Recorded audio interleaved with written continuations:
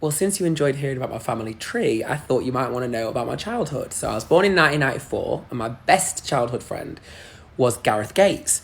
So Gareth and I were part of this like friendship group of four, although he and I were the closest. And the other two best friends were Ursula the Sea Witch and Oprah Winfrey. That's why I ended up dating her later on.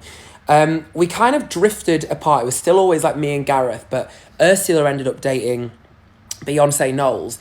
And so, as you can imagine, they just hit it off. Like, they were all over each other all the time. Ursula's 8 legs would just wrap around Beyonce, and they were obsessed with each other. And Oprah ended up dating Nicole Scherzinger. So that was like a whole separate thing. So those two kind of went off. Gareth and I spent a lot of time together, and we ended up emigrating to Kazakhstan.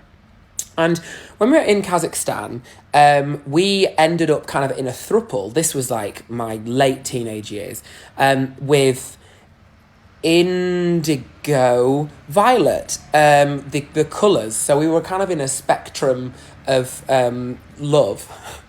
And when that ended, we ended up moving countries again. We did all this travelling. So we ended up going to China.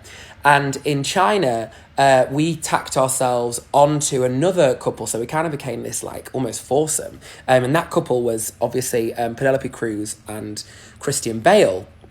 So Gareth and I felt a little bit out of our depth. So to give them some space, we were still living in China, but we ended up taking up fencing in China. And that was where we ended up meeting Imran Khan.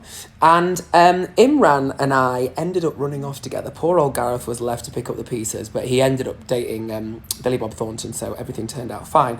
So Imran and I ended up moving back to a country beginning with X, which actually we thought didn't exist, but it does. It's called Xylophonistan.